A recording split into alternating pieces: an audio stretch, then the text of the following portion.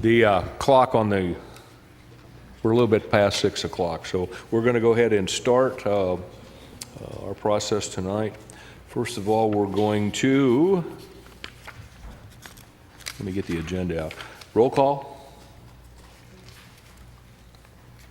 Larry Chesney, Bruce Stamrock. Here. Joe Everett, Stanley Hedrick. Here. Brian King. Here. Just real quick, if I may, I wanted to introduce our new alternate member. We don't need him tonight, but he is here in the audience, Mr. John Rush. And thank you for your service. Also wanted to mention our chairman, Mr. Ray Chambers. He is on his way. He will be here in 15 to 20 minutes. So probably be best if you guys amongst yourself elect a temporary vice chairman to sit in. I think you've already drawn the short straw, but let's make it formal. Okay. With a motion. Anybody want to make a motion? I'll step up to the plate. Whoever makes a motion that it's okay with you? It's all y'all? That's not my motion. You I'll guys- make a motion. I'll make a motion. Yeah. All right. Motion, second. All in favor say aye. Aye. Those opposed? Motion carried. Okay. We all have a copy of our minutes from the August 3 meeting. Yeah. Anybody find any additions or corrections need to be placed in that? Move it's approved. Second. It's been moved and approved. We have to take a vote on that, don't we? No, on that, okay. All right, tonight we have 2 variances and 3 special exemptions. So I suggest that we begin with our variance request in the first one, if we're ready.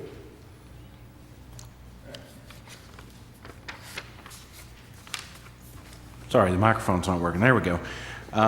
Thank you, Mr. Chairman.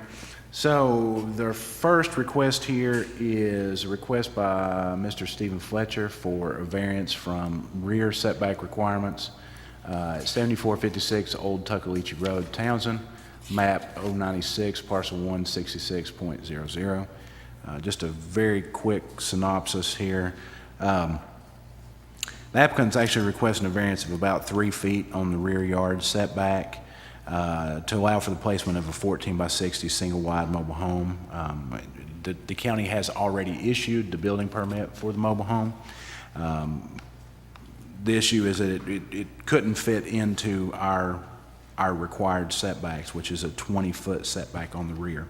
So he's actually asking for a 3-foot variance to that, which would allow it. It's not going to be completely parallel to the rear, but at its closest point, it would be about 17 feet. So a little bit of other background.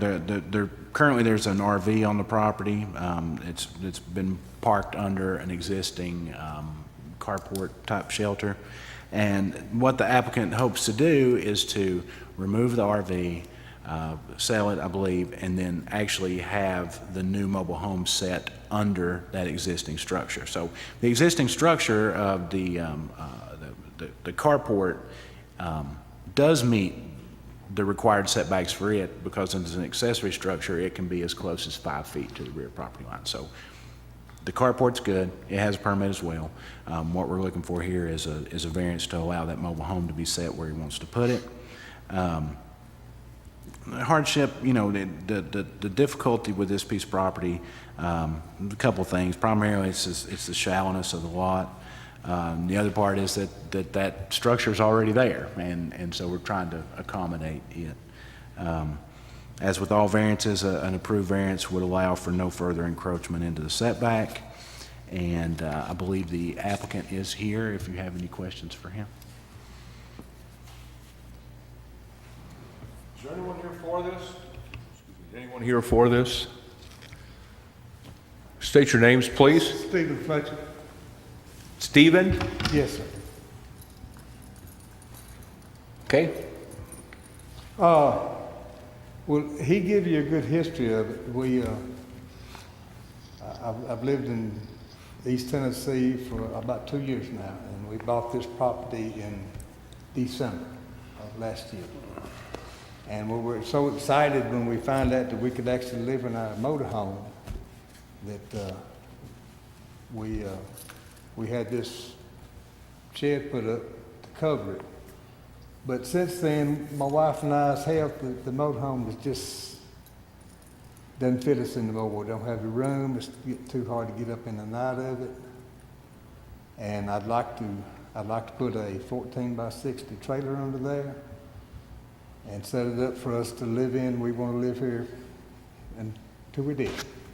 We the cover we have over it now, it costs right at $6,500 to put up. It weighs about 6 tons. I can't move it. We're going to, if we put the mobile home under it, we're going to get the company that put it up to come out and do another 20-foot extension over it to make it look as much like a nice house as possible. At the time when we put it in there, we didn't know about the setbacks or anything like that, and we've talked and prayed about it, and we need a trailer. And that's when I run into this. I have took actual measurements with a tape line, and at the front of the motorhome, of the mobile home, we got 2 foot 8 inches to meet the 20 feet.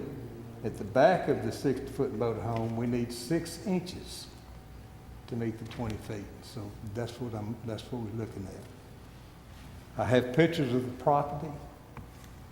If y'all would like to see them, I want to have one landowner that you could in any way affect, and he's all for it. He signed a letter here saying he has absolutely no problem with me being within the 20 foot. In fact, he told me, we didn't write it down, he says, I don't care if you build up right up next to the fence. It's not going to affect me in whatsoever. And so that's basically what we're asking for is 3 foot variance, 60 feet long. And Mr. Chairman, some of the materials there that he referenced are in your packet. There's the letter or affidavit from the property owner to the rear, and a couple of the photos of the property are also included. And I was going to say, in order to put this RV on there, I had foundation work done as far as slag put down and packed, and then I had gray gravel laid on top of that, packed, so that there'd never be any water under it. And it's like being out there on that concrete track road out there. That's what it would fit. I'm the contractor on Clayton Homes. That's all. Yes. And Is there anyone here against this?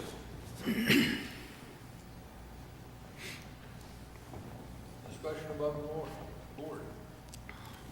I think you have an ideal setup right now. I passed by and I said, man, that guy's got it made. He's got him a piece of land in Townsend, a carport, and an RV, and he probably don't live here year round. That's the idea. well, But if you're going to live here permanently, well, yeah, that's a good move, I guess. I personally. that's what we want to do, is live here permanently. We love East Tennessee. We moved out of Mississippi and got rid of everything we had down there. And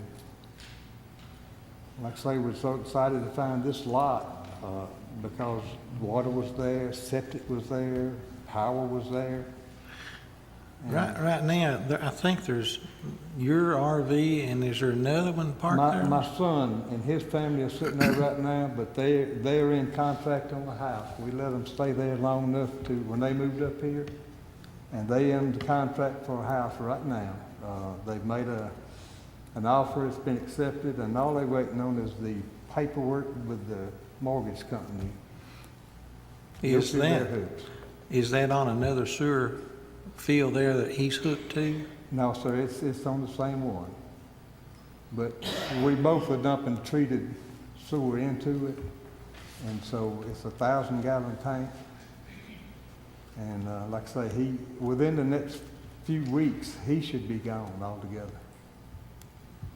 I just let him sit up there to save him the expense of trying to live in a mobile home trailer park.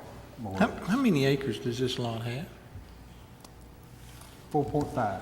0.45. 4 point, so it's, Well, Point. 0.45. okay, so you,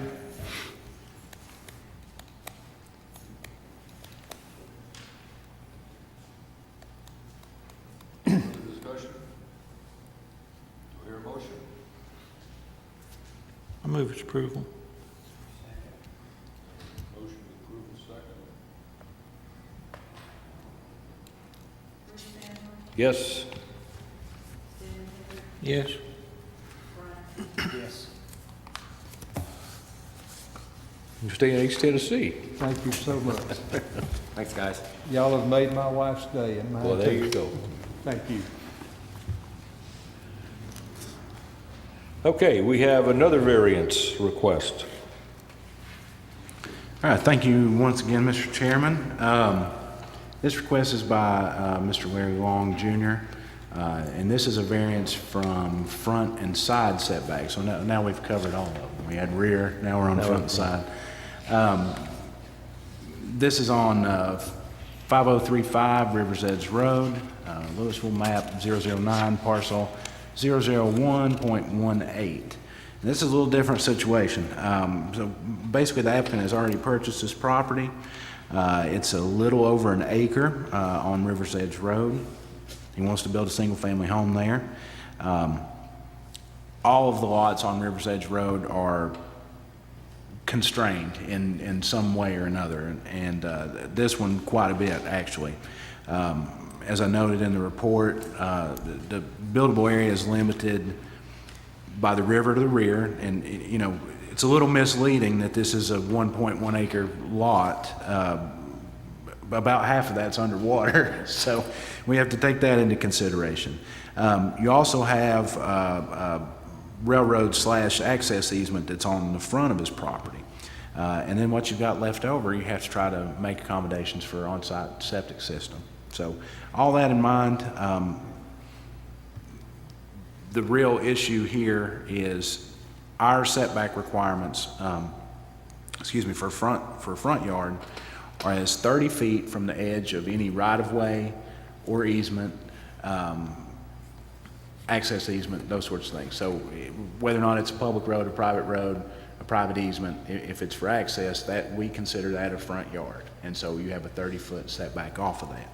And since Mr. Long's property, the front 20 feet of it is actually that easement for the railroad, then that pushes him even further back. So in reality, to be able to conform to our requirements, he would be 50 feet back from his front property line. So what he's requesting then is a reduction from the 30 from the edge of the right-of-way to 10 feet, which is still going to have him 30 feet from his front property line. In addition to that, he's asked for a short variance on one of the sides from 10 feet down to 5 feet. And in his opinion, this will allow him to be able to do what he hopes to do there. It should also be noted that, you know, as we mentioned before, everything on River's Edge is constrained in some way or another, and even to further confuse things, most everything that was built on River's Edge was before we had zoning. So everything out there to some degree is non-conforming. Mr. Long has provided quite a bit of documentation here that I have included in the packet for reference. And you know, front setbacks in the area, again, they predated zoning, but they range from about 5 feet to about 20 feet. So, you know, that could be taken into consideration. There's quite a bit of backup stuff in here if you know, should you need to reference it. I think this is a pretty good case for you know, possibly granting the variance due to all all the constraints that aren't a result of the property owner. So, that said, the applicant is here, if y'all have any questions for him. Is there anyone here for this? Yes, sir. My name's Larry Long. Okay. Yes, sir. So we stumbled on this property. I grew up in the area, went off, living in Knox County now, working for the university, and now we want to come back to Blount County. And so what better choice than to live on the water, right? And so I always knew these properties were kind of there growing up. I learned to ski right there in front. And so we feel this is a good fit for us. We do understand the constraints and the legal constraints about right-of-ways. Our lawyer's done due diligence in the Tennessee Annotated Code and learning about access grants for landlocked properties and things. So we feel very covered in that sense, which I believe the original right-of-way or setback on the front was to build an access road.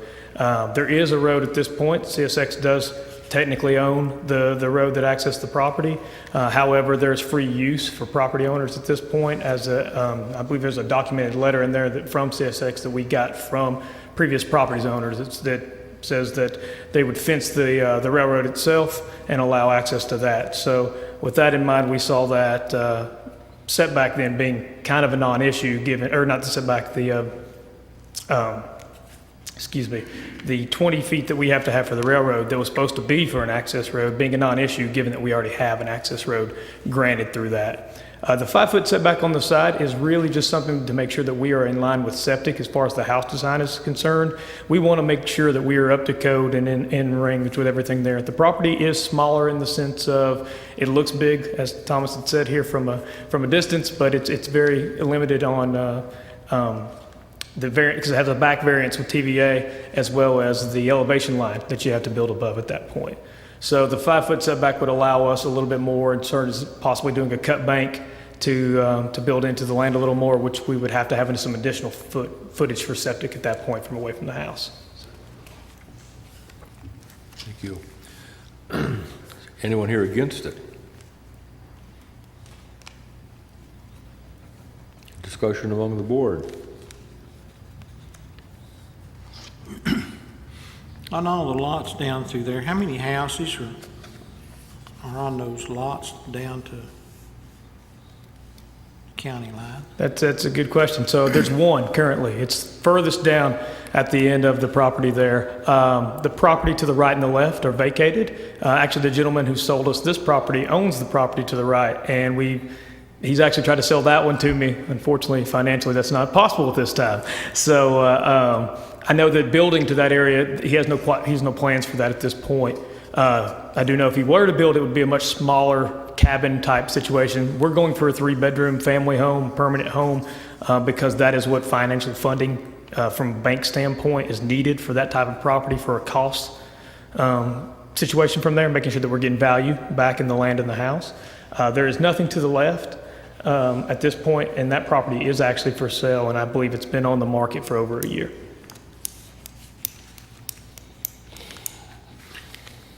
What are you going to do with the floodplain area?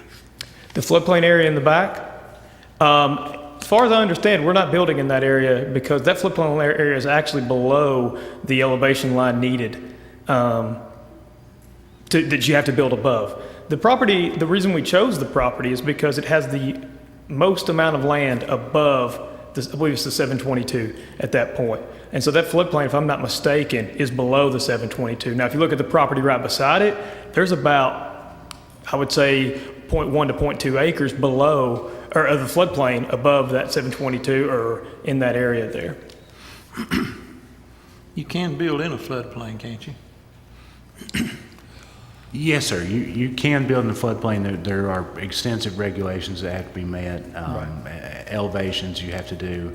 This is actually a floodway, so it's even more extensive as far as engineering required and FEMA approvals and all sorts of things. Now, septic is allowed in the floodplain, but there's also the agreement with TVA as far as how far down it can go in certain elevations. So sometimes they overlap, and sometimes we can allow septic in the floodplain, sometimes we can't. Absolutely. And the setback from TVA is 20 feet, 25 feet, I believe, which would accommodate the 722 and any floodplain from there. So if you build in a floodplain, all you gotta do is raise it up. Absolutely. We'll stilt it on the back end if we have to. We'll make sure it's up to code for there. If you did that and raised it up, would you need your extra variance in the front? I think yes, because ideally we would want to make sure that we are able to put that footprint that we have there. That's what the bank footprint wise, I believe we have on there is agreeable to. That's what our house plan works from a side point. So we want to make sure that we are, when we come to you all, giving you the most maximum situation that we would build within. And so that's indicated there. So yes, I believe that the front setback is necessary. What would you do on the river there? Put you a boat dock out into the river eventually and stuff? My like permit's already at TVA. I'm just waiting. So And those take a while. And you're gonna live there permanently? yes, sir. I'd probably die in that house, to be honest with you. How you gonna handle all the trains coming through there? I grew up on train tracks, and to be honest, I've sat out there for probably 12, 13 hours clearing trees before, and I've only seen one, so they don't bother me too much. Plus, because it's not a crossover, there's no horns, so I'm good with that. I live in downtown Knoxville right now. Noise is not a problem. So, Any other discussion?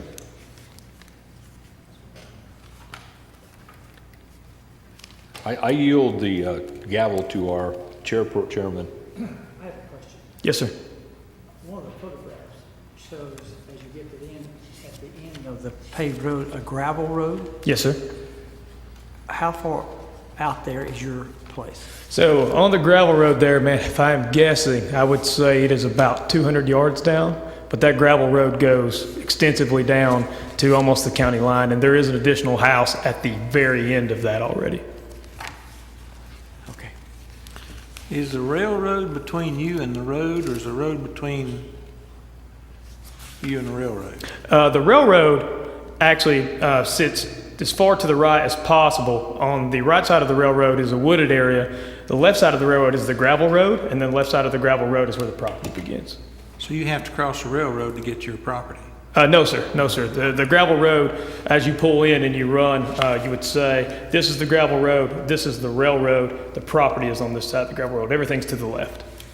This is just beyond the issue we had several months ago where the duplex and the house, this is just out the road from there, except Right. that paved road stops before it gets to him. Yeah, So he goes on the gravel then. where it's You have to go, and the railroad tracks like here, and there's the gravel roads here, and these houses are here. And many of those houses actually park on the road. Some of those houses out through there, there's not room for the people that live there to park. And when we were there, there must have been 8 cars. That's a 2-lane road. And there must have been 8 cars parked on the road because the houses were right on the road in some cases. And that's further up Riverside on the paved road. There is a house there at the end where I'm guessing it's maybe 6 feet from the road. And so being at 30, which is within line, that's definitely going to be much further back than many of the houses that are already there. Your property goes to the center of that water. Yes, sir. That water, is it just backed up from Fort Loudon, or is it a river? It's a river. Is that the little river? Yes, sir. And it feeds then into Fort Loudon. At the end of a river's edge there, literally you take a right and now you're in the Fort Loudon Reservoir and you can be at Calhoun's or the stadium in about 40 minutes. So do you own this right now? Yes, sir, we do.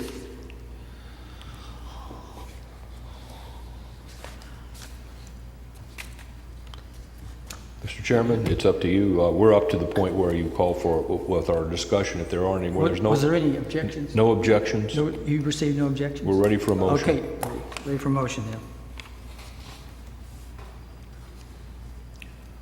I move we approve. Let's have a second. Brian. Roll call. Bruce, Yes. Stanley, Yes. Brian, Yes. Larry. Yes.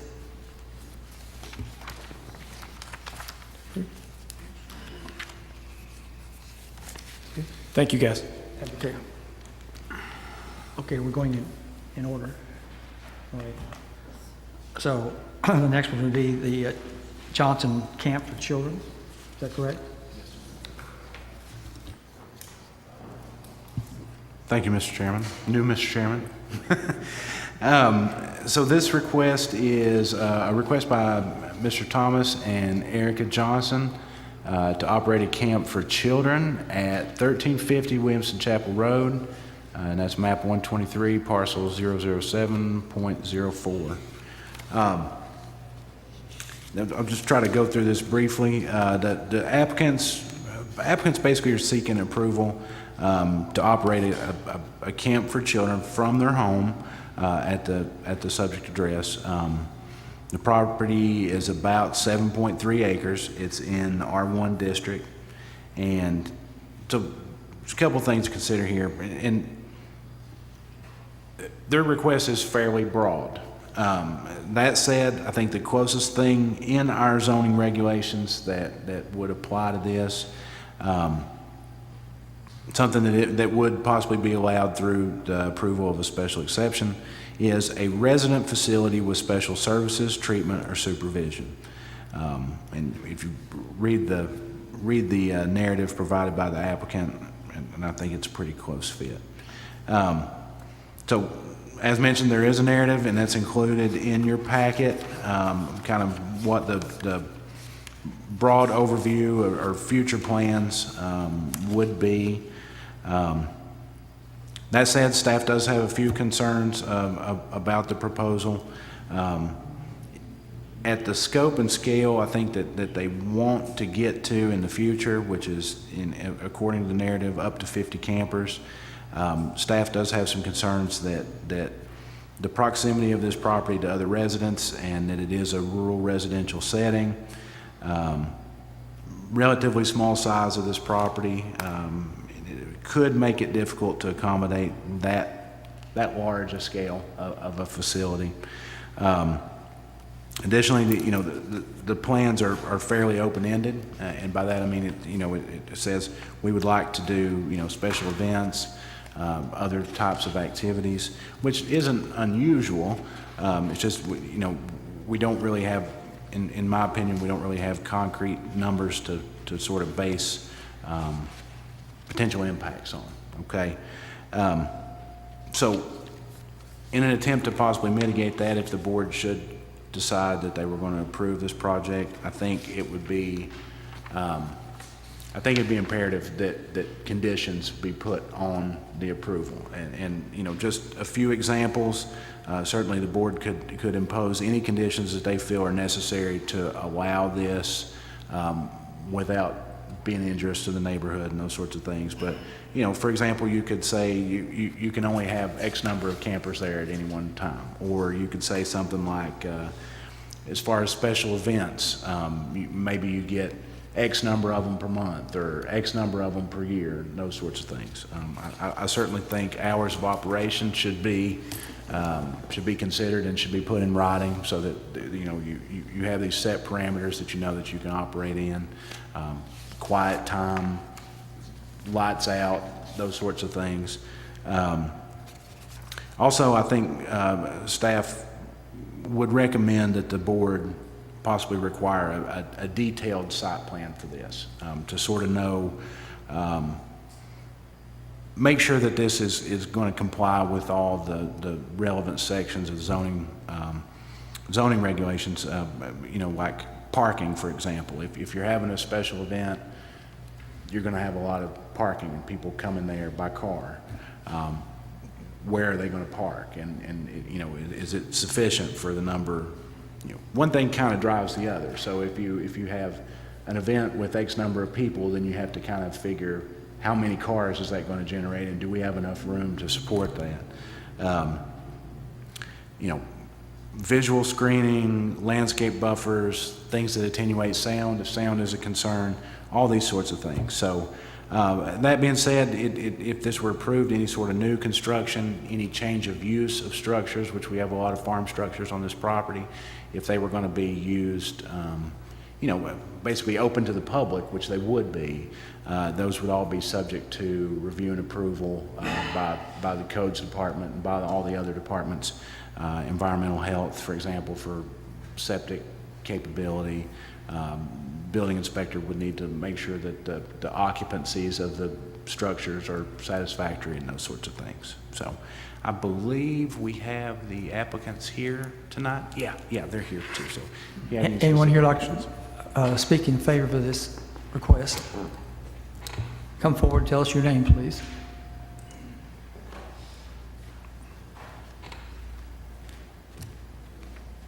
Good evening, I'm Erica Johnson. Say that again. I sorry? couldn't hear you. Oh, Thomas and Erica Johnson. Tom. Okay. Anything you would like to add? Well, I would like to say it was such a broad plan because we're not exactly sure of the plan. Specifically, our hearts are to reach out to our community and the need. I work at the Lanier School. My husband works for the Blount County Schools. And specifically, we want to reach out to children of incarcerated parents.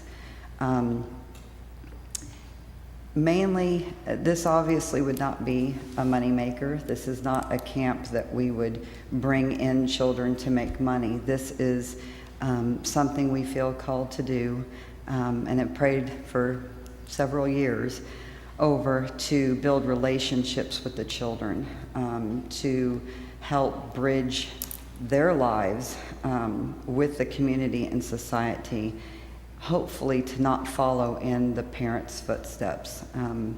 I do jail ministry here at Blount County and see both sides. I have a lot of children at the Lanier School whose parents are incarcerated, and it's a need, and we have this property that we mow, and we just feel that God has a better purpose. And so there are two structures on the property. There's an old barn not being used for anything, and there's an old metal building that has a decent foundation but is not really usable other than storage with tarps because it leaks. So those would be the two things that we would have to work with to gather people that have said that they would be on board to serve the community in that way. Therefore, we really don't know what it would look like. We put on there that one day we would hope to serve a lot of children, but special events would be more not of people paying to come in, but it would be more of building relationships, like having family days and just bringing them together to build bonds together, because the children of incarcerated parents have a different life and a different stigma than the other children, any way you look at it. And so to give them something, some hope and something else to relate to, and we're willing to open our home to that. We do walk with people on our own through these situations, and we just feel that this could be a good benefit to the community as a whole. We've spoken to all our surrounding neighbors of our property, and they were very supportive of it. A lot of the people in our community do have people that are incarcerated, as I have found out in talking to people, and so that's how we came about it. Do you live on the property? Yes, sir. Mm-hmm.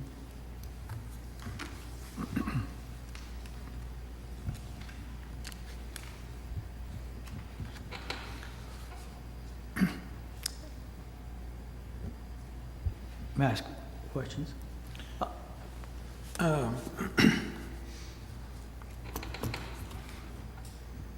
admire you for wanting to be involved with the kids. They need all the help they can get, but How do you go about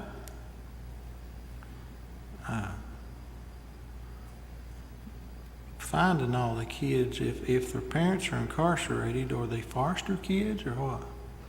Well, what I have found is a lot of times other family members are raising them. Some of them are in foster care. Some of them have been adopted by other people. And even if they've been adopted by a family, the stigma and the growing up with a parent that's been incarcerated is just different. And I've found that the children need support and they need that bonding. And I have a little boy,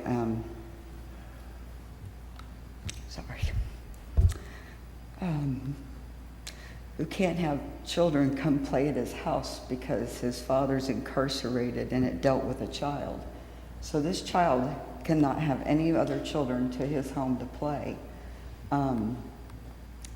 He has no children to go and play with.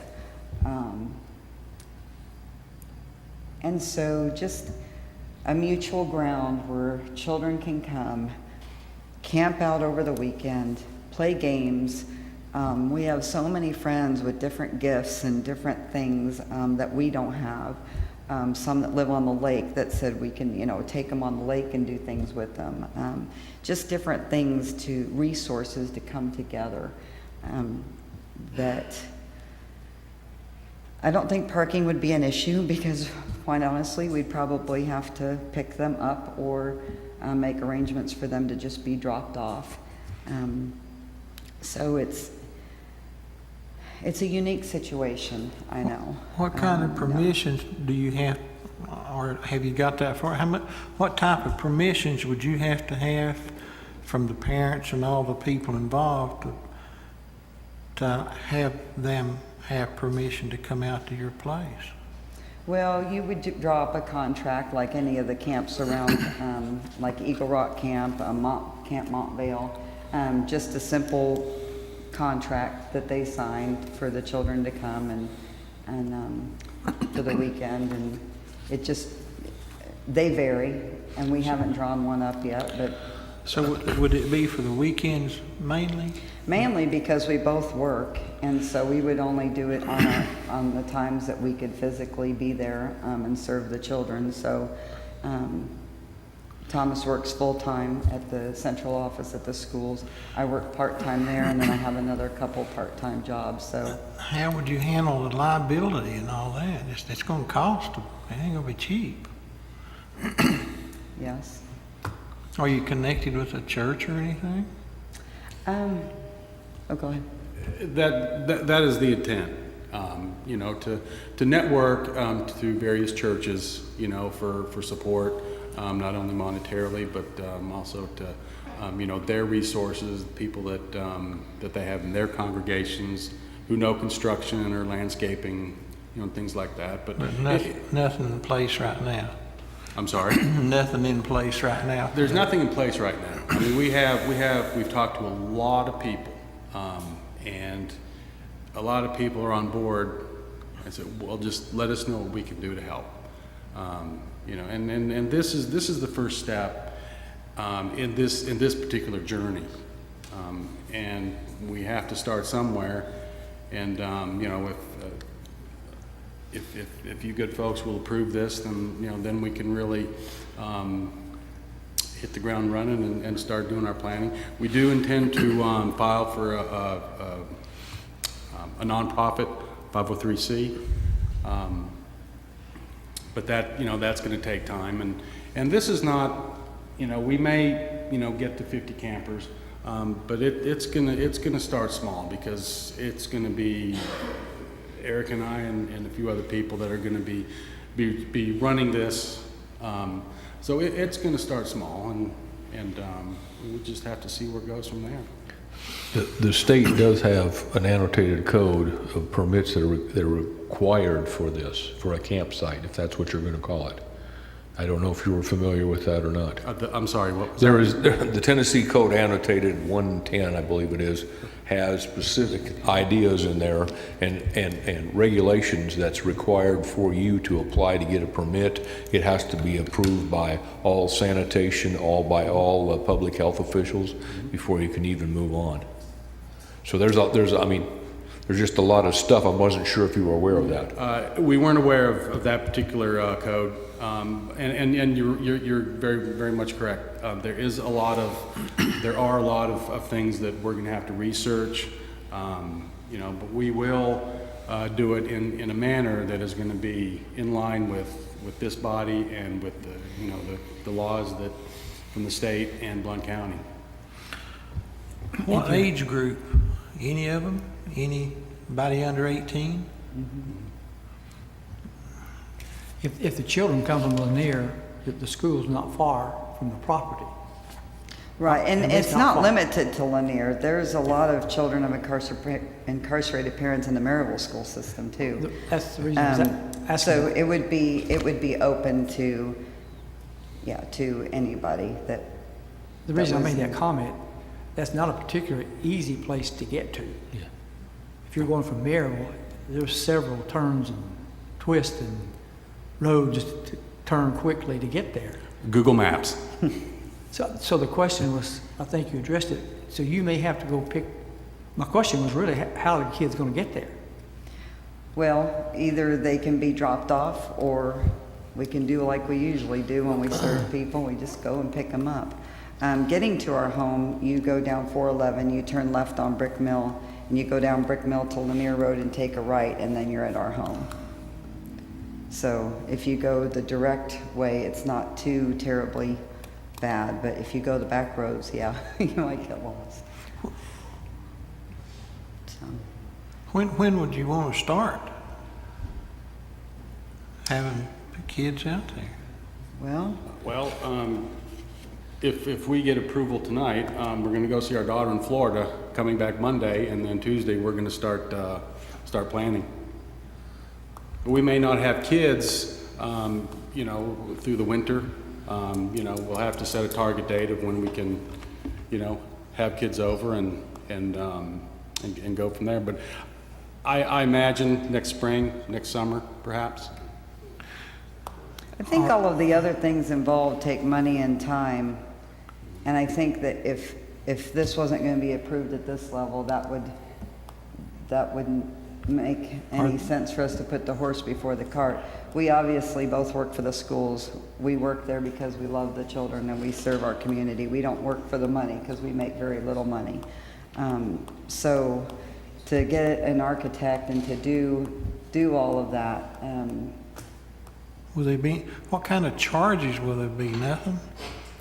Anybody wanted to come out and camp out? Eat? Sure.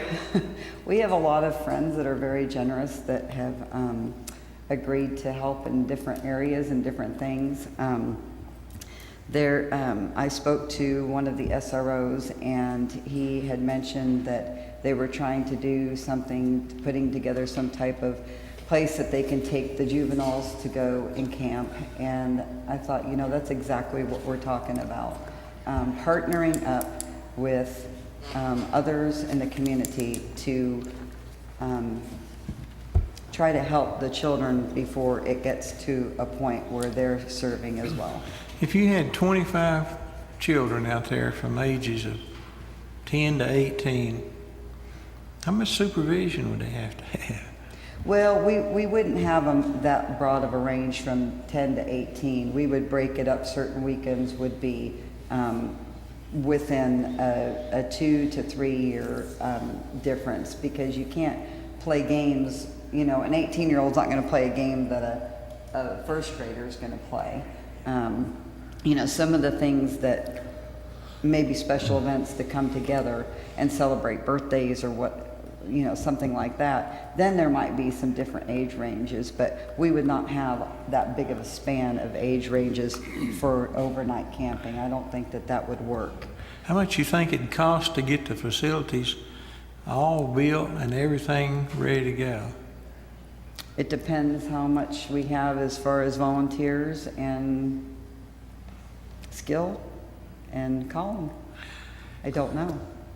Well, so supervision and money and everything else, basically all you'll be supplying is the land and the idea, and you two will be there, And a lot of sweat. and a lot of sweat. You mentioned in here, you have a bathroom with like 3 boys and 3 girls and some showers. And that part of what are you proposing that that would be there before you started, or would that come later as you progress?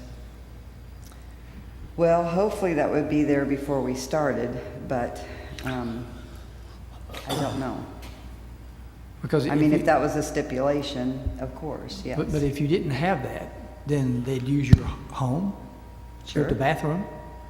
They could. I'm asking. Yeah, I mean, yeah, If you don't have that and you have 10 kids out there, Yeah. somebody's got to go to potty. yeah.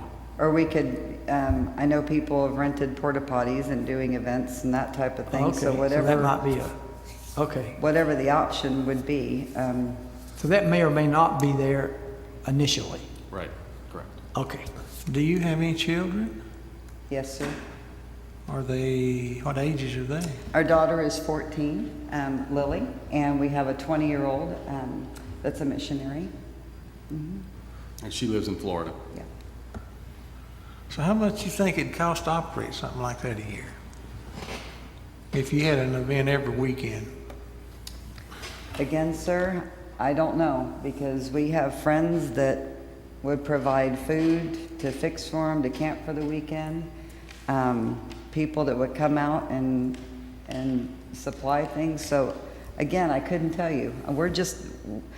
We are just answering a call, and You're willing to do something if you can do it.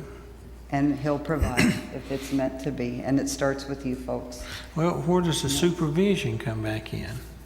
And these kids need supervision, they need guidance and all that, and they need it from somebody that knows, that's experienced a little bit in giving that guidance. Where have you got your experience from on doing that other than your own children? I know you're school teachers, but that's... Well, he works at the central office. I've been with the school system. We've both been youth leaders.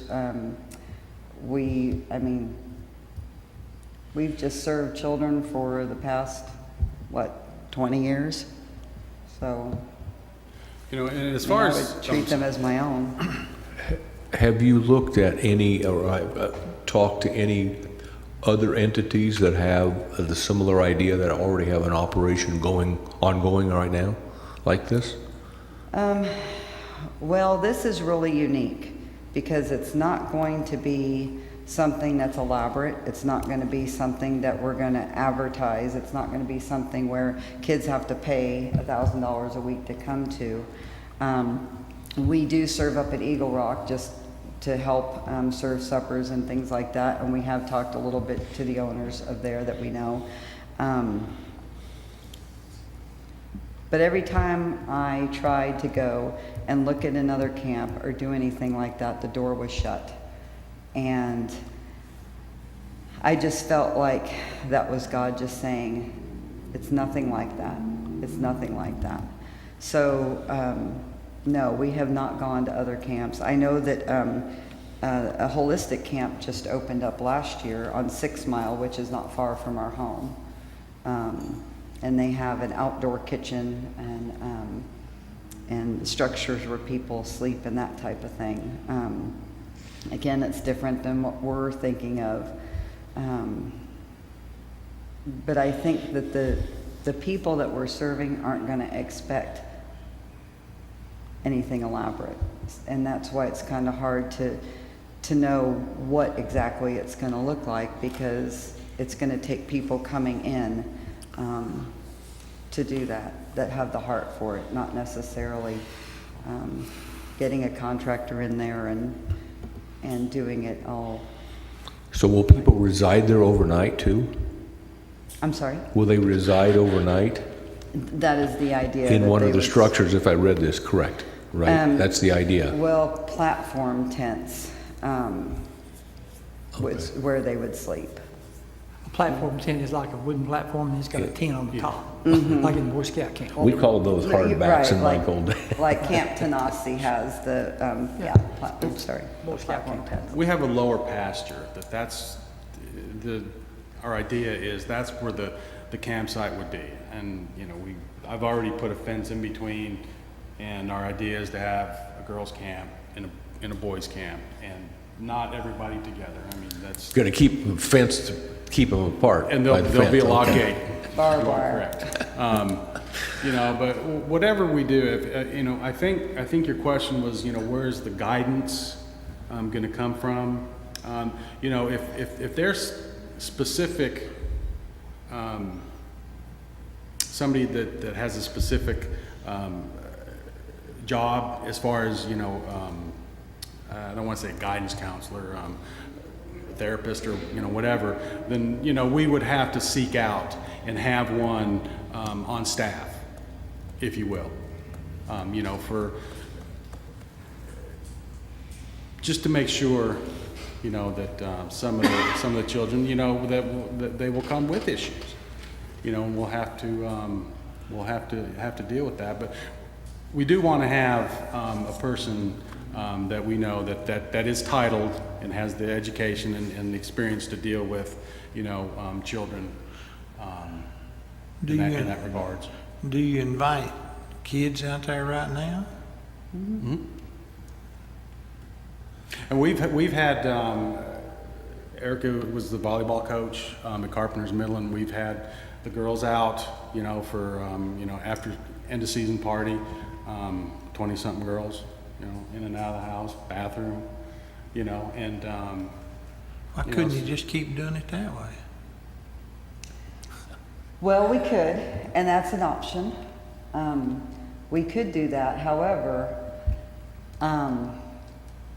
we wouldn't be able to utilize the structures and change them unless we got Funding. this type of permission. And so, don't think we haven't thought of that because we really feel our heart goes out in this direction, and we have had a lot of children. Right now, we've been taking care of a little boy that's, his father's in prison and mother's struggling, and so he lives with us, and we've had others that we've walked that walk with. Somebody's got to reach out to them, and we feel called to do it. If you're helping with children who have incarcerated parents, does Blount County or Blount County Sheriff's Department, are they willing to assist because you're helping that area of need? Well, I did speak to the sheriff's office, and it might be a conflict of interest due to the fact that the parent might be serving in our Blount County jail as opposed to a federal penitentiary. And there might be a conflict if they're camping with the children or doing that outside of the jail, and then they have to be in there with the inmate, with the parent. And they kind of felt like that they might be seeing that as a special, treating them special, even though it's totally separate. So they weren't really thinking that that would be a good thing. But there is an officer that is interested in putting together for the juvenile section, for them to go and do camps and build relationships. And in that sense, that would probably be something where we could partnership together. But as far as the sheriff's department, they just felt that that was like a conflict of interest, which I can see because I do jail ministry and I have to keep the outside, and I take the inside. So I can't cross over. I can't look at that mother and say, your son's fine. I see him every day. You know, I can't do that. That's against the rules. So unfortunately, because that would be a real huge blessing, but, Okay. yeah, and I understand their position. Yeah.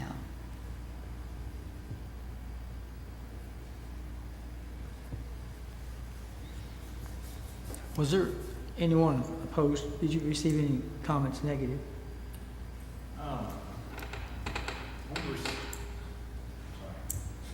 User error.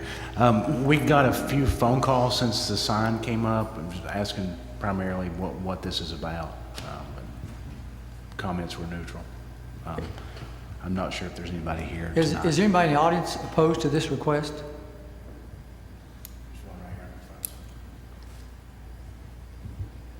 There is? I can't. Oh, oh, yeah, okay. Joe Benson. My name's Joe Benson. I'm not a neighbor as such. I live about a half mile out the road. Have lived in that community off and on all my life. What concerned me most was a large cemetery that's across the road, and the church that joins it that's over 100-year-old. And my family plot, my grandparents, my mother, my father, my wife, my daughter is all buried the first graves that you would get to when you went into the, and it just, I appreciate what you said about the things that should have been in the petition. If the petition was approved as presented, it's very broad to bring, I can't remember, was it 50? Could have been up to 50 children, and it was real broad, and I would certainly object in the community of residents, of the residential people that would want 50. And I asked what the age of children was, anything under 18, so I would have hated to see 50 children under age 18 there at one time. We've had vandalism and theft in the church before and in the cemetery, and as the petition was presented, it just was way too broad for me to not object to. And thank you for bringing those things out. And thank you for the opportunity. Okay. Anyone else here opposed to this request? Okay, further questions, comments? We did speak to the neighboring neighbors and explained exactly what we wanted to do. Some of them are personally affected with family members in jail, and we're very, very supportive of it. I don't believe our character is that such that we would let children off of our property. Some of the children he's referring to that broke into the church, I mentored for a long time, and they have been over in my home. And I think that they don't have anything to do, and that was part of the problem. They have nothing. They can't get anywhere. They don't have any money to do anything, and those particular children aren't children of incarcerated parents. So I don't think that there would be a need to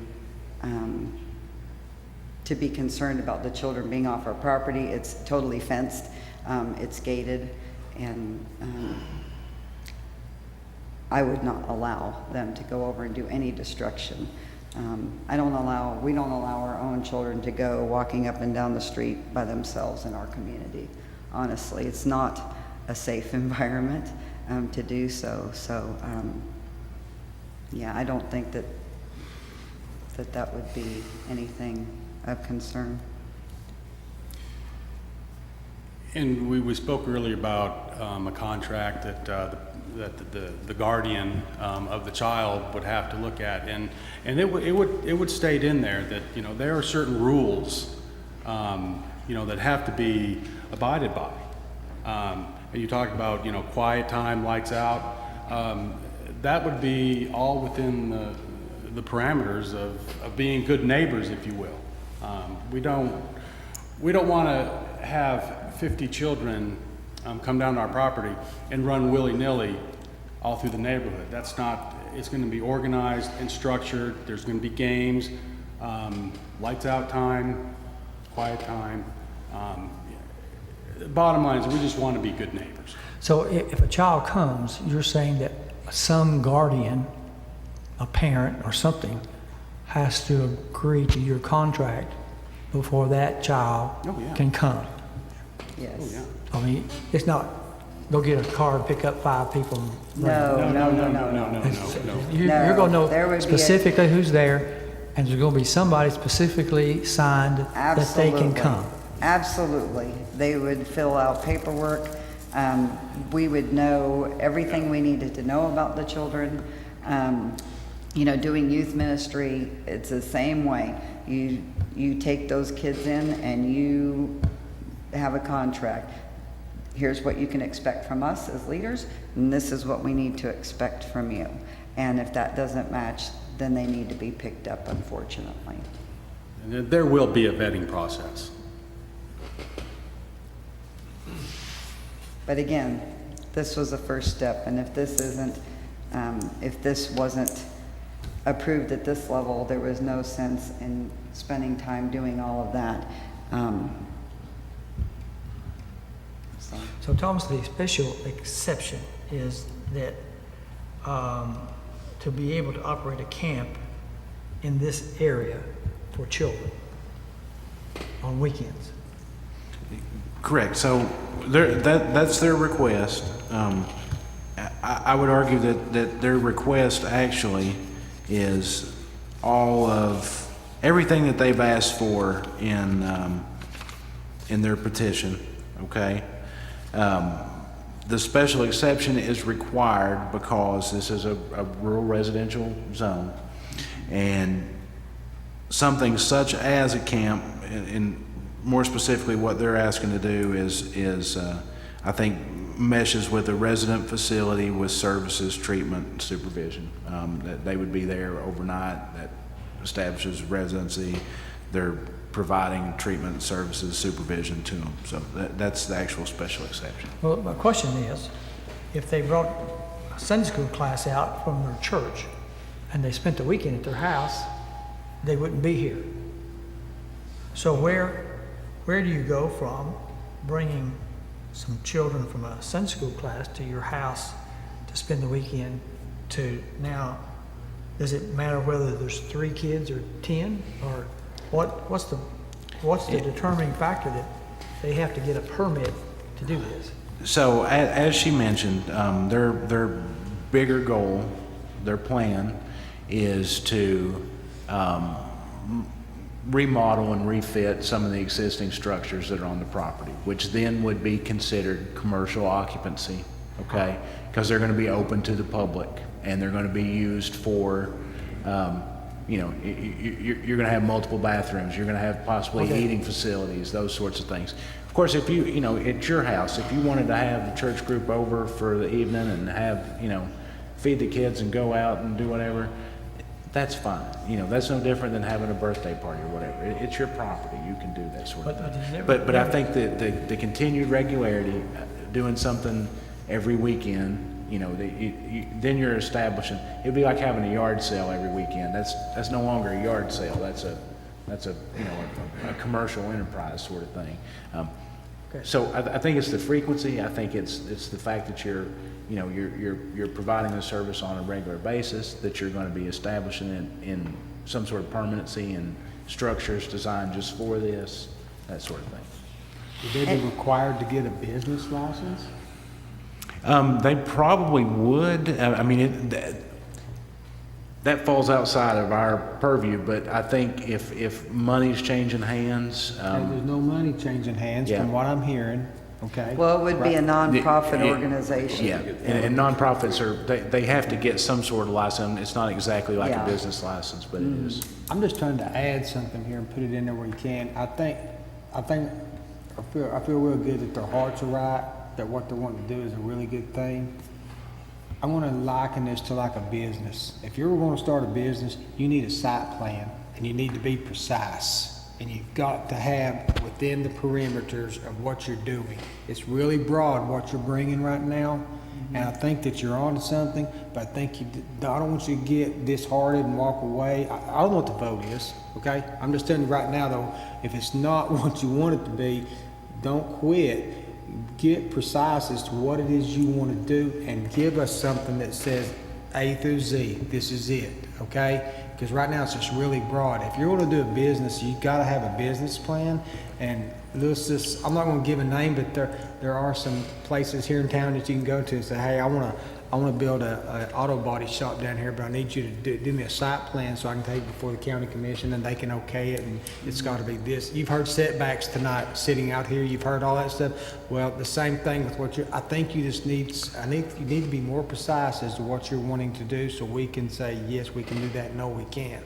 Because I think our hands are tied when we don't know exactly what we're saying yes to. There's a lot of intangibles right here. Does that make sense what I'm saying, what I'm trying to tell you? It does, and I guess going through this process and this calling, we really don't honestly know, because it's not up to us. It's whatever the Lord has for us. And I know I keep saying that, but honestly, if anybody that knows me knows my character and my husband's character, they can tell you it is the Lord led. We would not be going through all this and living where we live, leaving the city of Maryville and going out there on our own accord, because trust me, we wouldn't, because I don't think your integrity is being questioned at all. It's just so I guess it's just we don't.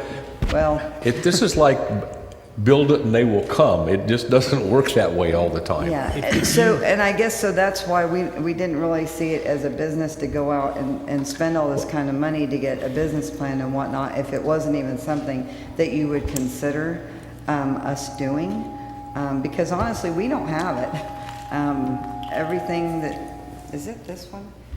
No, So, I picked the number 50 because when we had talked, it's like you have to have a number.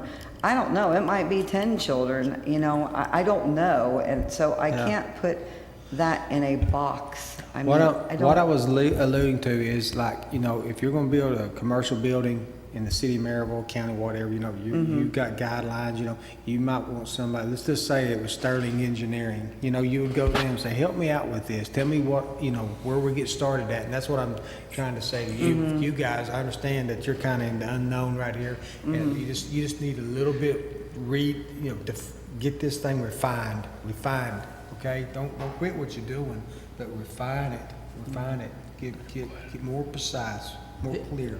The other thing would help me is if you had phase 1, phase 2, phase 3. Phase 1 may be for 6 children, maybe for 10. And then when you go in the next step, you may add the bathrooms. I don't know what those phases, as you said though, you may not put in the 3 bathrooms and 3 showers in phase 1.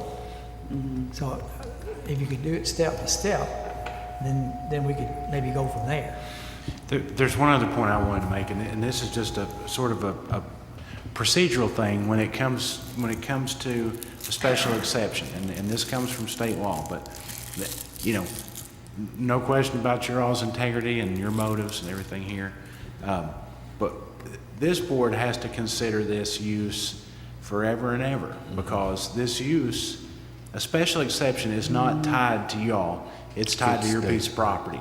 So in theory, you could start this up, you could sell the property, somebody else comes in, they still have the entitlement to do this, and it may not be the same, and so that's why I think this board has to be very careful about, scrutinizing it and making sure that it's something that they're comfortable approving. The other thing you have to watch is setting a precedent. Right. You guys may do an excellent job. Somebody else says, hey, you did this for that group, you set a precedent. So we have to be careful that we don't approve something and set a precedent for somebody else that maybe not what we want to do. So that's part of it. Not to tell you what to do or anything, but you can go online and you can figure out a business plan. There's only 7 steps to a business plan. And you're intelligent people. You don't have to hire anybody to do that. You can also go online and figure out what permits you need, and like your structures, all those types of things. So it wouldn't really be costly. It would just be taking some time. Mr. Chairman, I think we may be going about this the wrong way. This is a concept right now. Instead of it being a special exception, maybe we should look at it as a concept. Is this a concept that we would be open to entertain development on if we were given more information and all that? And we've done concepts in the past. And personally, it's an honorable concept, but it requires a lot more responsibility and a lot more defined and refined plans. So I think we ought to look at it more as a concept to maybe give a positive thought to rather than a special exception. Does that make sense? Can Stanley make a motion that we approve this as a concept and put some verbiage in it that we need additional information to provide an exception approval? We need we need a good refined plan, because this is not something, this type of deal is not something to be taken lightly when the kids are involved. So if we got a concept sounds good, then we come back with a good plan, and the plan is great, then that's the time I think a special exception would be more in order. Mr. Chairman, I think you all have a few different options here. I think you could just, you could table it and tell them, direct them back with the things that you want to see, table it until they get those things together, and then bring it back at a future date. You could deny it without prejudice. You could just, send them back and let them come back and do this another time, with more information. I think since we've advertised this as a special exception, I think we have to treat it that way, and that's how we've opened the case, is as a special exception. So I think you have a few different options that way. But Can you deny it as a special exception, but have a comment that we really agree with the concept? and if that's the way you all want to go, I think maybe tabling it may be the most appropriate thing. Your motion could say something to the effect that you approve of it in concept, but you're tabling it until you get XYZ additional information, and then you'll come back and rehear it. How many months or weeks do you think you need to put together some additional information? Well, we would go to the people that have said, call me, and the different skill sets, and we'll get right on it, and Well, should maybe we? 60 days. May I ask you this? Sure. If someone objects to it, is it an automatic no? No. No. Okay. That's Okay. part of the Okay. input. We take input from those in favor and those that are opposed, and then we weigh all of that. Okay. And then we make a decision. Okay, and another question I have is, again, we're just doing this in faith, so I don't know. And that's where I think I'm stuck in my mind, and I think I can speak for both of us, is that if the business plan is, okay, we start with 10 children, and 25 know about it, and we say, well, you can't come, we break it up or whatever, or if we think that we can make a bathroom, within 4 months and it doesn't happen, what happens then? I mean, Well, this is a lot, I don't understand. there's a lot more involved here than just making some bathrooms. Host of things involved. So that's why I think if the concept is good, I don't think you're anywhere close to putting it together right now, and this needs to have some definition to it. Okay. Thomas, would we leave it that we ask them to come back in 60 to 90 days, or would we ask them to come back when they're ready? I think if you table it, it puts it back on them. Instead of you setting a date certain to bring it back, if it's tabled, you're laying it on the table and you're telling them what they need to do. And then at some point in the future, once they have everything ready where they feel confident that they're going to satisfy this board's concerns, then we can put it on an agenda at that time. Does that make sense to you guys? Yes, sir. Yes. Okay, now Stanley, do you want to put in words?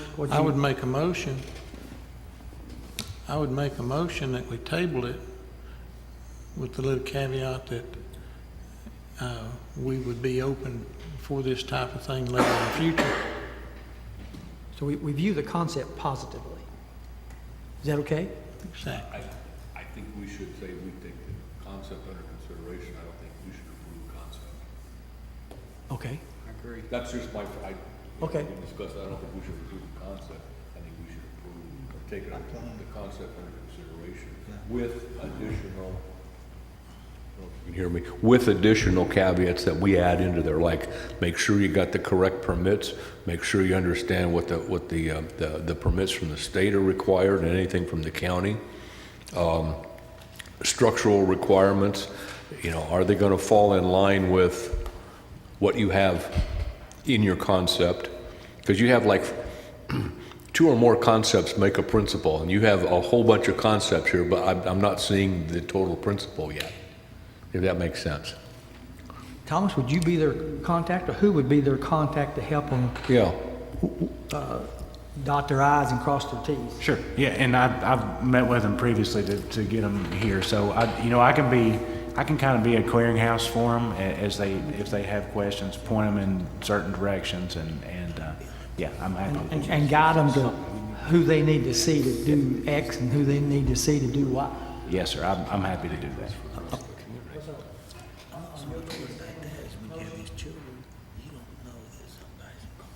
All right, we have a motion. Do I hear a second? I'm still discussing. No, I want to throw something out there. It's like, I'm not sure if they understand liability. You know what I'm saying? You have those children have children on your property, liability. That's something that you got to think about. Your liability, the children's, you know what I'm saying? I think you guys are good-hearted people, and I think you got the right thing in mind, no doubt whatsoever. But liability is huge. Oh, yeah. It's huge, and that's, you know. And kind of answer that question too, of the liability aspect of how you're going to go about doing that, which can also roll into if something happens, like the individual, I'm sorry, your name was Mr. Benson, if something happens, if they go someplace else, not that he would say anything, but anything that takes place in there, you got to put all these concepts together as a principle, and then come back and tell us what you found out. Not trying to deter you. No. So, and you know what, and this is all in God's hands. If you said no tonight, boom, we're in a different direction. So, you know, it's just, we're just walking in faith on this again.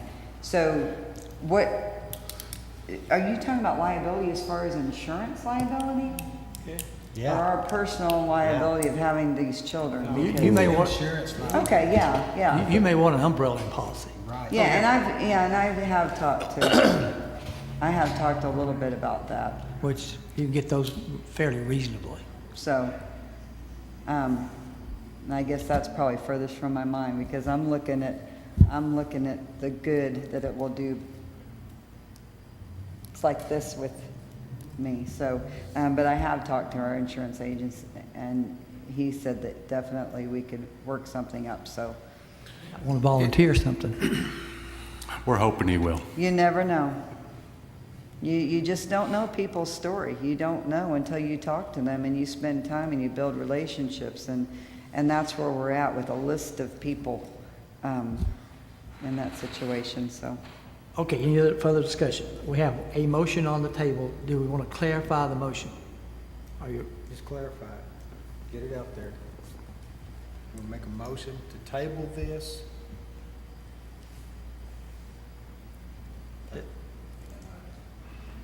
but the words about the concept, Approve the concept, we take the concept under consideration. concept under consideration. With the caveats of liability to be looked at, permits, health requirements, structural requirements, and whatever else you can come up with. Okay. Okay, Let me ask you this Fill in the before we close. yeah. I'm sorry, go ahead. How often can you have people at your home visiting? How long, what, ma'am? How often can you have people at your home If it's visiting? if you're home, you have whoever you want to. If you want to. Okay. Do you have anything to back to us then? No, we just deny this, Yeah. but they know that we all think positive of it. Did you get that all, Joe?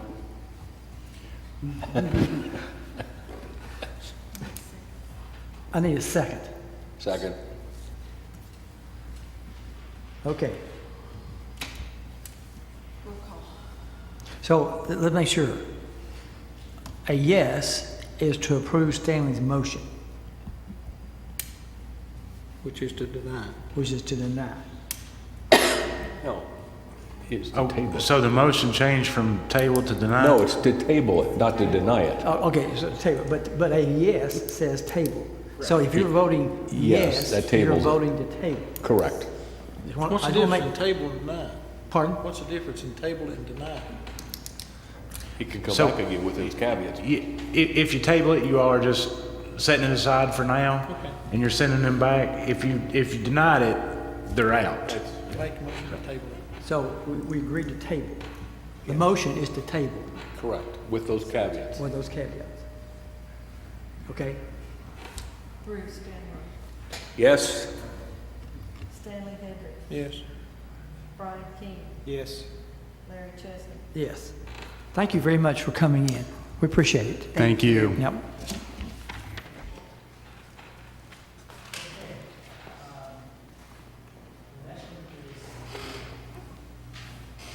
Backcountry Antiques on Tuckaleachee Pike. Yes, sir. Thank you once again, Mr. Chairman. This one is straightforward. Back in 2012, this property was granted a special exception to allow for a tea room, an antique shop, and an ice cream shop. Recently, the owner has purchased some storage containers and placed them on the property for additional storage of inventory, et cetera, for the antique shop. Since this storage area was not specifically called out on the original approved site plan that was associated with the original special exception, staff's of the opinion that this board needs to revise that site plan, okay, or approve a revised site plan. And through the conversation, the applicant also said that he may consider doing a pole barn or something similar on the property in the future. So we thought this was a good time to update the site plan with that as well, should he decide to do it. Neither of these things would require any sort of additional parking because they're both storage. I also wanted to point out that in the original 2012 request, the applicant had proposed a landscape buffer around the property. At that time, the adjacent property owners had stated in writing, and it was put in the file, that they didn't actually want that. They'd rather have their views. And so the buffer was waived at that time. And then, so this time, my understanding, and it is included in your packet, that the adjacent property owner, the Waters property, again, doesn't want any sort of trees or privacy fence there. Straightforward. Any new construction, if they were going to do the barn, would be subject to all reviews and permitting required by the department. And staff would recommend approval of this one. Anyone here in favor of this proposal? Yeah. No one in favor? Hey, yeah, come on up.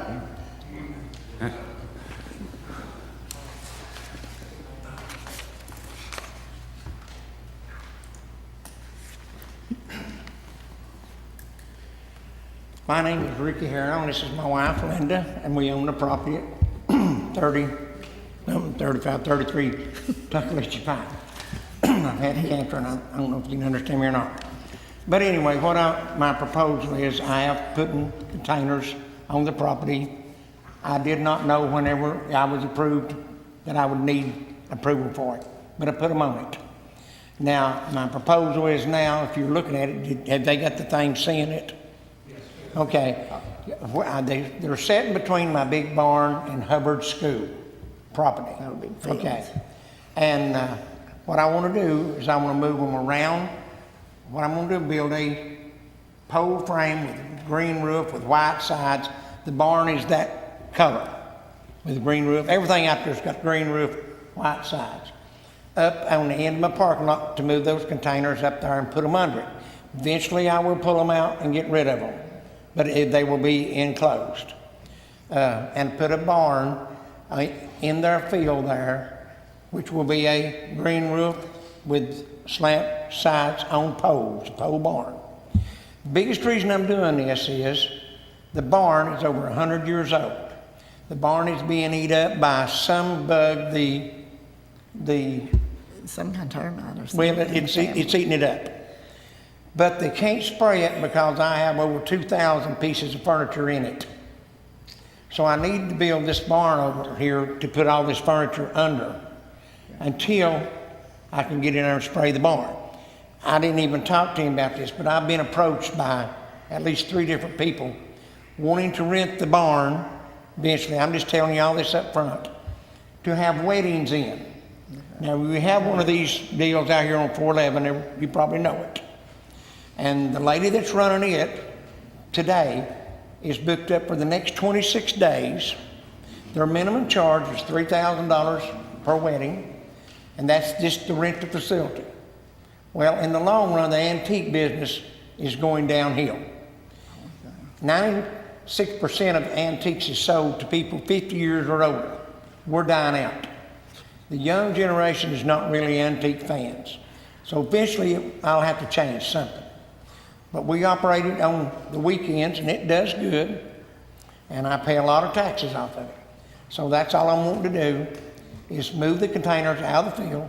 I had one neighbor wants to see the highway, but she's on right there. If I will move that container out of the way so she can see the road, she's fine. But anyway, that's all I'm wanting to do.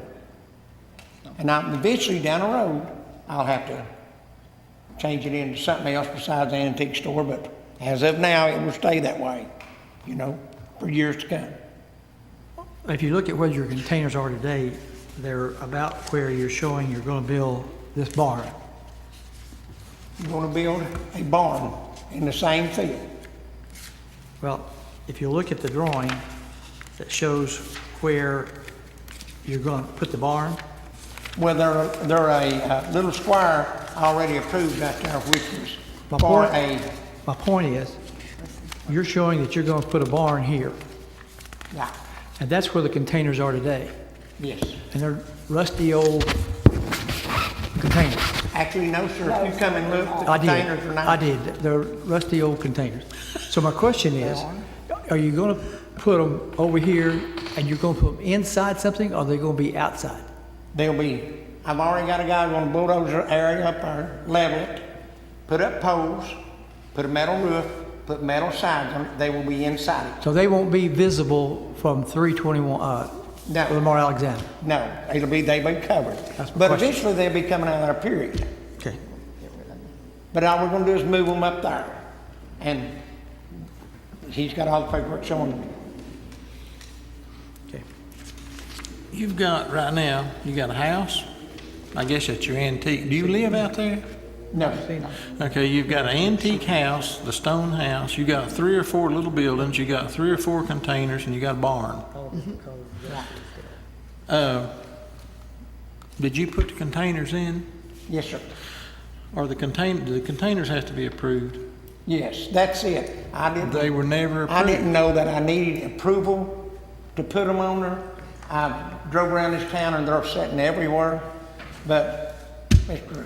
Well, we got there's another situation down that's been before us before down at the old Garner service station where the car lot is. It's not approved either. Containers not approved. That's another place. Well, I mean, I drove around in this town and county 60 in one day sitting at businesses, and I'm not complaining. Yeah. And I asked all of them, none of them said they ever knew that they had to get permission. Well, Now, maybe because he's informed me because I'm under a variance that I needed permission. Well, I didn't know. So I guess that's basically what I'm asking you for, is the permission. So what are you going to do if those 3 small buildings and of course you want to move the containers over Well, on the road? The little buildings was there. Yeah. And the garage, that little garage, it was there. It was all there when I bought the property. Yeah, and the little buildings or accessory buildings, that's okay, right? An accessory building is an okay deal. but a container's not. Is that right? There's no limit to the number of structures you could have on the property. This is treated as a commercial property now. The last special exception made this commercial. The reason why, because storage containers are a gray area. There's no building permits required for storage containers because they're not permanent, okay? However, since there was an approved site plan for this property through a special exception paints you into a box. But a special, Anything outside the scope of the special exception has to come back before this body to be approved. but a special exception don't change the zoning, No, sir. so it's not zoned commercial. It is zone commercial. Oh, yes. It The is. taxes went from $700 to I know that, but $3,200, now, so that area out there is not a commercial zone. I would hope it's so. Part of it is and part of it isn't. It has split zoning, if I remember correctly, but, But just because we gave a special exception don't make it commercial. For that application, it's commercial, but it's not a general commercial. But when this was, where's the ice cream shop going to be? In the house or the barn, or where's it going to be? The what? The ice cream shop it talks It was about. gonna be built down on the front of it, to the left side of the garage, down next to the road. Where the storage, But I'm really not gonna do it now, because another thing is, Sonic has approached me wanting to buy it, to put a Sonic out there. So, right now, I don't know if they'll sell it to them or not, But what I'm saying is, now is the container deal. Whether I can keep them or build a shed and put them under or whatever. I mean, I've done it, and I guess I'm asking for permission. So we take, if I might say, we take really pride in our property. We keep it weed eated, we keep it clean. I mean, I drive down that road and it's some of the trashiest stuff I've ever seen in antique places. We try and keep everything there clean. I'm a stickler for that. I mean, you come in my shop's laid out beautiful. It ain't a junk shop.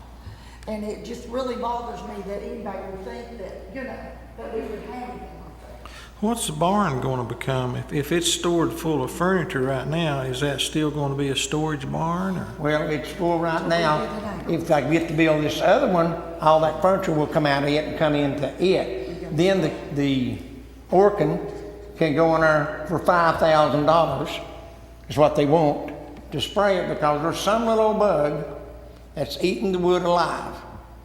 So I have all this furniture and nowhere to put it. And then if I do get it cleaned out, fixed up, and somebody comes along and wants to make one of those bridal things like that one out there, and they want to pay rent on it, then I guess I'll have to come back to you to see if I can do that.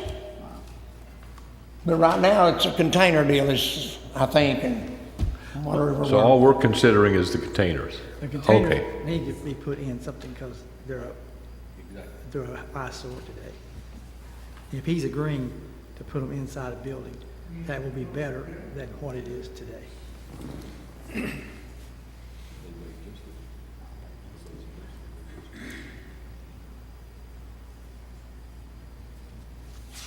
Anyone here opposed to this request?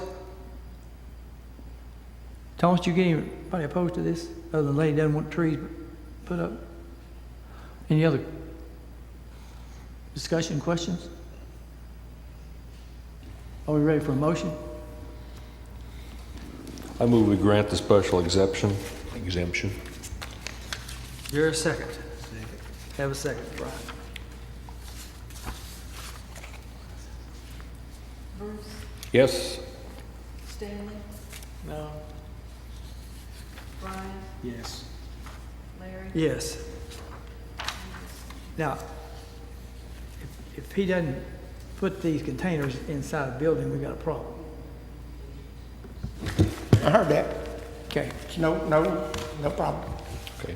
We collectively. I mean, that was my proposal to do it. I mean, I volunteered to do it, And I drive by there every week. Okay. Thank you. Thank you very much. This is the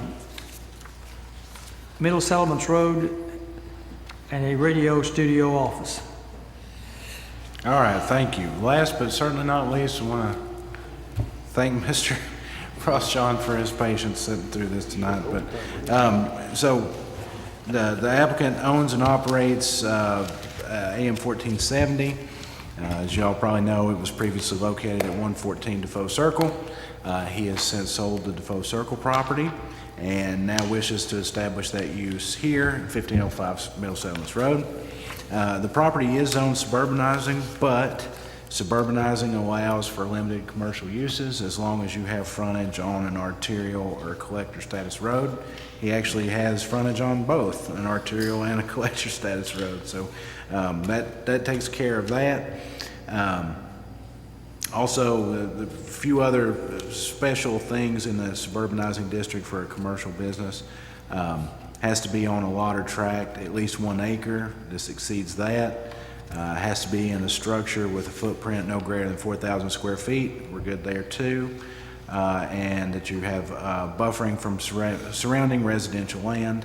There is already an established landscape buffer between this property and the adjoining property, which the applicant also owns. The staff's noted in here that that radio studio or / office space would be allowed, and that the transmission tower for the radio station, it's already pre-existing. It's on the adjacent property, so there would be no tower construction, and really no construction at all to the outside of the property. They'd probably be doing some modifications on the inside, which would be subject to all relevant permits. Only the addition of a 12-foot satellite dish, which is at the current location now, but would be moved over. Staff's opinion, the nature of the use, there would be very little impact with regards to traffic or noise or light, any of those such things. And further, the applicant owns the adjacent property next door. Minimal impact, if any, and so staff would recommend approval. Would you like to add to what Thomas just presented? I think Mr. Thomas did a good job of acknowledging our conforming to all of the requirements for a special exception, and that there is no variance, and that we are under contract to sell the existing property and move the studios to this location. Thomas, this is across from Denzo, correct? Yes, right. Yes. Okay. On that property, it's grown up and there's a tower there. You're saying that that is going to remain there and there will be no further tower on the property? And I think that can stick to that even better. There's a tower there today. Yeah, I own the tower and the property it's on. Okay, and you're going to put another building on that, next to that tower, or the existing building's already there? No, sir, we're not gonna build anything. We're simply gonna, the tower surrounds the 3 acres where the house is at the corner. And so we're going to move the studios into the house on the corner. It's on 3 acres, which is surrounded by the 6 acres where the tower you're speaking of is located. Okay, so the tower that's there today is what you're going to use in the future? Excuse me? The tower that's there today is what you're going to use in the future? No, I'm using it today. That's what I just said. I'm using it now, and I will continue to use it. I'm taking the signal from the studio in Eagleton Village through the internet to the tower on that 6 acres that we're using today. And we'll continue to use that tower when the studio moves to the house on the corner. That's what I just said. Sorry.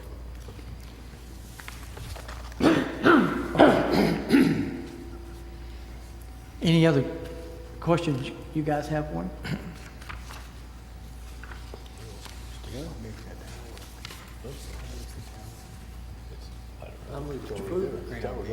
It's a skinny little tall tower. It's right across the road from Denzo, but the field's all grown up and looks like shit. Yes. I'll make a move. I'll make a move. Did we ask if anybody's opposed to it?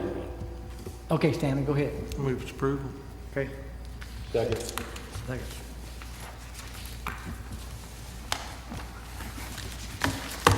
Yes. Yes. Is that a yes? That's a big yes. Yes. Okay, gentlemen, any other discussion we need to have tonight before we adjourn? Yeah, what was you like tonight? I'll tell you in a minute. Any,